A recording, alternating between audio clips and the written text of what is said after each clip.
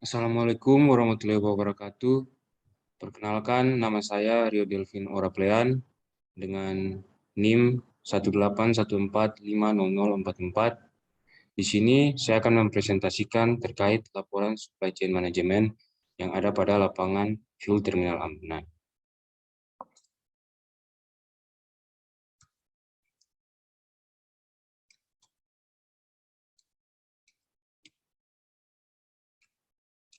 Sebelum kita masuk ke isi dari laporan ini, kita tahu dulu tujuan penulisan dan perumusan masalah. Yang pertama, tujuan penulisan yaitu mengetahui aliran supply chain management pada fuel terminal Ampenan. Yang kedua, mengetahui mitigasi risiko yang ada dalam supply chain management di terminal Ampenan. Dan yang ketiga, mengetahui apa itu vendor managed inventory atau FMI. Yang kedua, rumusan masalah. Yang pertama, rumusan masalah yang pertama yaitu bagaimana aliran SCM pada fuel terminal Ampenan. Yang kedua, apa saja mitigasi risiko yang ada dalam SCM di fuel terminal Ampenan. Kemudian yang ketiga, apa yang dimaksud dengan FMI atau Vendor Managed Inventory. Langsung kita masuk ke Supply Chain Management Fuel Terminal Ampenan. Untuk Supply Chain Management di Fuel Terminal Ampenan ini terbagi atas, ya, yang pertama yaitu aliran fisik, kemudian ada aliran keuangan atau finansial, dan aliran informasi. Dalam aliran fisik ini terbagi atas beberapa pelakunya, yaitu yang pertama ada supplier, production, distributor, retailer, dan customer.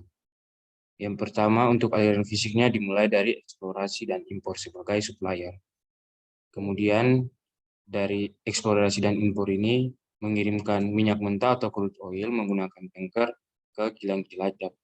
Dan kilang Cilacap ini sebagai production-nya. Kemudian dari kilang Cilacap diproses menjadi dari minyak mentah menjadi produk jadi, kemudian dikirimkan menggunakan tanker ke fuel terminal Ampenan atau TBM Transit. Dan fuel terminal Ampenan atau TBM Transit di sini sebagai distributor. Kemudian dari fuel terminal Ampenan mengirimkan atau menyalurkan produk yang sudah jadi ke DPPU Bil, Lombok, dan SPBU menggunakan mobil tangki, di mana kebutuhan dari BPPU Bil yaitu BBMP atau bahan bakar minyak untuk penerbangan. Kemudian dikirimkan ke SPBU, jadi DPPU dan SPBU ini sebagai retailer.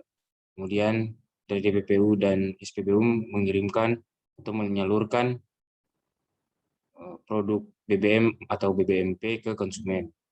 Konsumen di sini untuk SPBU yaitu masyarakat umum, dan untuk DPPU yaitu pihak airline, di mana konsumennya ini sebagai customer. Kemudian yang kedua yaitu aliran keuangan atau aliran finansial. Aliran keuangan atau aliran finansial ini terbalik dari aliran fisik, di mana dimulai dari konsumen melakukan pembayaran kepada DPPU Bil atau konsumen masyarakat umum melakukan pembayaran kepada pihak SPBU, kemudian pihak SPBU melakukan pembayaran kepada fuel terminal Ampenan, begitupun dengan DPPU Bil Lombok. Kemudian dari fuel terminal Lombok melakukan pembayaran kepada kilang Cilacap, kemudian kilang Cilacap melakukan pembayaran terhadap eksplorasi atau impor. Kemudian yang berikut yaitu aliran informasi. Untuk aliran informasi ini terdiri dari dua jalur atau bertolak belakang, di mana dimulai dari eksplorasi ke SPBU, kemudian ada juga informasi yang diberikan dari SPBU terhadap eksplorasi.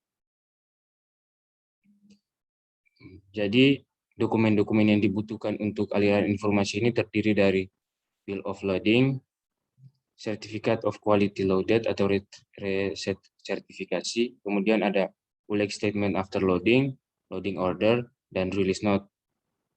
Informasi yang dapatkan saat pendistribusian ini biasanya dilakukan pada saat distribusi menggunakan tanker. Berikut yaitu ada risiko hambatan. Yang pertama, atau mitigasi risiko. Yang pertama dimulai dari supplier. Risiko hambatan yang pertama yaitu supplier tidak memenuhi permintaan kebutuhan crude oil. Untuk mitigasi risikonya, membuat daftar supplier vendor list yang pernah memasok bahan baku, dalam hal ini crude oil, sehingga jika supplier tidak dapat memasuk kebutuhan, maka akan dibantu oleh supplier lain yang sudah berada di dalam vendor list. Berikut keterlambatan. Keterlambatan dalam proses pengiriman oil import. Untuk mitigasi risikonya, melakukan koordinasi informasi jadwal pengiriman dengan supplier dan membuat kesepakatan mengenai sanksi apabila terjadi keterlambatan pengiriman produk. Kemudian yang berikut membuat kontrak dengan pihak supplier sebagai dasar jika terjadi keterlambatan pengiriman produk. Kemudian untuk risiko hambatan yang berikutnya, yaitu kerusakan instrumen pada transportasi pengiriman crude oil menggunakan tanker. Untuk mitigasi risikonya dilakukan maintenance secara rutin dengan dilakukan pengecekan daily, weekly, monthly, maupun yearly oleh fungsi teknik. Risiko yang keempat yaitu perbedaan jumlah crude oil yang dikirimkan oleh supplier. Mitigasi risikonya memastikan informasi pemesanan dari supplier dan konfirmasi agar tidak terjadi kesalahan. Kemudian yaitu ada mitigasi risiko dari production atau kilang cilacap. Risiko yang pertama, penjadwalan produksi tidak sesuai dengan perencanaan karena miskomunikasi bagian produksi dan perencanaan. Untuk mitigasi risikonya, meningkatkan kualitas komunikasi antar bagian produksi dan perencanaan serta melakukan safety briefing secara rutin pada setiap harinya agar dapat mengetahui kegiatan apa yang dilakukan pada hari tersebut. Kemudian risiko yang berikutnya, kerusakan pada instrumen pendukung dalam mengelola crude oil menjadi produk, baik itu BBM maupun BBK atau bahan bakar khusus. Mitigasi risikonya dilakukan maintenance secara rutin untuk dilakukan pengecekan daily, weekly, monthly, maupun yearly oleh fungsi teknik. Yang ketiga, risiko dan hambatan. Yang ketiga yaitu kualitas produk yang off-spec karena terjadi kesalahan dalam proses pengolahan. Untuk mitigasi risikonya, quality control pada bahan baku maupun produk. Peringatan untuk pekerja operasional agar melakukan pekerjaan di lapangan sesuai dengan SOP yang berlaku agar dapat meminimalisir kesalahan yang terjadi dalam proses pengolahan crude oil menjadi produk. Untuk mitigasi risiko yang berikutnya itu pada bagian distributor atau fuel terminal aman. Dalam hal ini, distributornya itu fuel terminal. Risiko yang pertama, keterlambatan penerimaan produk dari kilang cilacap. Untuk mitigasi risikonya, melakukan koordinasi informasi jadwal pengiriman dengan supplier dan membuat kesepakatan mengenai sanksi apabila terjadi keterlambatan pengiriman produk. Kemudian membuat kontrak dengan pihak supplier sebagai dasar jika terjadi keterlambatan pengiriman produk. Risiko yang berikut adanya losses yang melebihi batas toleransi. Mitigasi risikonya melakukan pekerjaan di lapangan sesuai dengan SOP yang berlaku agar dapat meminimalisir kesalahan yang terjadi dalam proses pengolahan crude oil menjadi produk. Apabila losses melebihi batas toleransi, maka pihak fuel terminal ampenan melakukan analisis dan mengevaluasi laporan gain dan loss di IFT ampenan, serta melakukan tindakan perbaikan dan pencegahan terhadap terjadinya losses. Risiko yang berikut, produk yang diterima tidak sesuai dengan spesifikasi atau spek. Mitigasi risikonya melakukan kegiatan pengawasan mutu produk secara ketat dan operasinya sesuai dengan SOP agar produk dapat dipastikan bahwa produk selalu dalam keadaan on spec. Jika ditemukan produk off spec, maka sampling dari produk tersebut dikirimkan ke laboratorium untuk dilakukan pengujian. Risiko yang berikut, dokumen penerimaan tidak lengkap atau sesuai dengan persyaratan kelengkapan dokumen.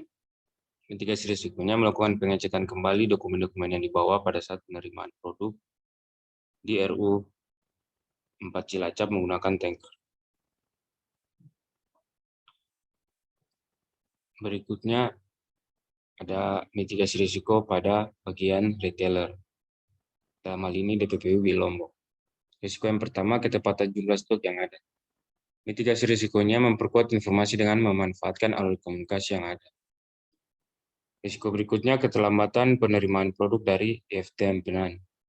Mitigasi risikonya, konfirmasi jadwal pengiriman produk dan kecepatan dan ketepatan update informasi yang berkaitan dengan proses distribusi dari ampenan. Kemudian yang berikut produk dalam hal ini BBM maupun BBMP yang diterima dalam keadaan harus tidak dalam keadaan on spec atau off spec. Melakukan quality control untuk mitigasi risikonya, melakukan quality control check dalam proses penerimaan. Apabila produk yang diterima off spec, maka pembongkaran tidak dilanjutkan dan produk dikirimkan kembali ke ampenan untuk diuji kembali pada laboratorium. Risiko yang berikutnya kurang sertifikat refill operator. Mitigasi risikonya penambahan petugas CRO atau penjadwalan kembali shift CRO agar dapat mengcover proses operasi refueling. Berikut yaitu human error. Mitigasi risikonya mengikut sertakan pekerja operasional dalam pelatihan atau training yang sesuai dengan pekerjaan operasional. Berikut ada retailer juga dari pihak SPBU. Untuk risikonya kekosongan stok akibat keterlambatan pengiriman atau permintaan BBM. Untuk mitigasi risikonya melakukan peramalan atau forecasting untuk mengetahui kebutuhan BBM dan memaksimalkan aliran informasi dengan melakukan koordinasi yang baik dengan pengirim BBM. Yang berikut kesalahan pengisian produk BBM pada tangki pendam saat melakukan pembongkaran BBM. Mitigasi risikonya memberi tanda yang jelas dengan identifikasi nomor pada setiap tangki pendam untuk membedakan satu tangki dengan tangki yang lainnya. Risiko yang berikut, produk BBM yang terkontaminasi dengan air mengakibatkan produk off-spec. Mitigasi risikonya melakukan pengecekan produk BBM secara rutin setiap hari dengan batas toleransi biasanya itu 0,5 ml air. Yang berikut customer dari pihak airliner. Risikonya kenaikan harga jual after yang fluktuatif. Mitigasi risikonya, airliner memantau pergerakan fluktuatif prices dan request transparansi biaya dari pihak TPPU Bill ketika penulisan bond fuel. Berikut pembatalan refueling, memperkuat aliran informasi agar tidak terjadi miskomunikasi. Risiko yang berikut proses pengisian lama. Mitigasi risikonya manajemen dan pengetahuan waktu mengenai posisi di apron oleh CRO agar memastikan ketepatan waktu pengisian. Yang berikut yaitu customer dari pihak masyarakat umum. Risiko yang pertama, antrian yang panjang saat pengiriman BBM. Mitigasi risikonya memaksimalkan lahan dan mesin dispenser yang ada pada setiap rumah pompa sehingga pengisian dapat dilakukan pada banyak dispenser dan tidak terfokus pada satu dispenser. Berikut risikonya kesalahan pengisian produk BBM pada kendaraan. Mitigasi risikonya operator yang bertugas selalu memastikan BBM jenis apa yang akan disebutkan kepada pelanggan. Berikut risikonya itu kebakaran saat melakukan pengisian BBM pada kendaraan. Mitigasi risikonya mesin kendaraan yang akan diisi BBM harus dalam keadaan mati. Kemudian masyarakat harus mengikuti standar aturan yang ada di SPBU, dilarang merokok dan menggunakan alat elektronik. Kemudian alat yang digunakan sesuai dengan standar yang telah ditetapkan. Yang berikut vendor manage inventory. Yang pertama yang kita tahu dari vendor manage inventory yaitu faktor-faktor FNI. Faktor yang pertama yaitu hubungan dengan mitra kerja, kemudian keuntungan bagi kedua belah pihak, terus memiliki tujuan yang sama, kemudian faktor yang berikutnya sumber daya yang mendukung, dan yang terakhir teknologi yang memadai. Yang berikut yaitu proses FMI. Proses FMI yang terbagi atas 3, yaitu proses perusahaan dengan vendor. Proses vendor manage inventory yang pertama yang dilakukan adalah diawali dengan adanya kesepakatan antara perusahaan dengan vendor atau supplier dengan memberikan daftar barang yang akan dibeli, komitmen jumlah barang yang akan dibeli dalam periode tertentu, dan harga yang telah disepakati bersama. Kemudian yang kedua, proses yang kedua yaitu pembuatan PO atau purchase order. Proses vendor manage inventory yang berikutnya yaitu adalah kesepakatan di atas, kemudian akan dituangkan sebagai purchase order. Setelah itu vendor atau supplier akan mengirimkan barang pertama sesuai kesepakatan. Dalam pembukuannya vendor akan membuat purchase receipt tanpa approval dari perusahaan. Yang ketiga, proses yang ketiga dalam FMI yaitu pembayaran tagihan perusahaan. Proses vendor manage inventory yang terakhir ini adalah pembayaran tagihan perusahaan berdasarkan pada invoice yang dikeluarkan oleh pihak vendor atau supplier, sesuai dengan jumlah penerimaan yang telah dilakukan. Besar kecil dari jumlah yang ada di purchase order karena vendor akan mengirimkan barang berkali-kali sesuai jumlah stok yang dipantau pada sistem informasi perusahaan. Yang berikut yaitu manfaat FMI. Manfaat FMI yang pertama yaitu penghapusan safety stock. Yang kedua, vendor bertanggung jawab untuk memasok produk saat dibutuhkan. Kemudian yang ketiga, inventory rendah. Yang keempat, supplier dapat mengetahui order quantity dan kemampuan mengontrol bullwhip effect. Yang kelima yaitu vendor memperoleh akses ke data titik penjualan sehingga vendor dapat membuat forecasting agar mereka lebih mudah dalam mengantisipasi permintaan customer. Dan yang keenam, pengurangan biaya admin terkait pembelian. Vendor menerima data dan bukan pesanan pembelian. Yang poin keempat dari vendor manage inventory yaitu hambatan. Hambatan yang pertama yaitu vendor bukanlah organisasi analitik data, yang artinya vendor tidak mempunyai kemampuan analisis data yang sesuai dengan yang dibutuhkan vendor manage inventory, sehingga dipastikan terlebih dahulu bahwa perusahaan sudah memverifikasi vendor yang dipilih. Kemudian yang kedua, adanya data perusahaan yang menyebar luas. Hal tersebut dikarenakan data yang dibagikan kepada pihak luar bersifat rentan sehingga pastikan vendor dan perusahaan mempunyai perjanjian kerahasiaan yang sangat kuat sehingga data perusahaan aman. Yang ketiga, perhitungan fisik inventory, di mana vendor dan customer harus memastikan bahwa kepemilikan jumlah stok fisik sudah ditentukan sejak awal perjanjian. Demikian presentasi dari saya. Mohon maaf apabila ada salah kata. Assalamualaikum warahmatullahi wabarakatuh.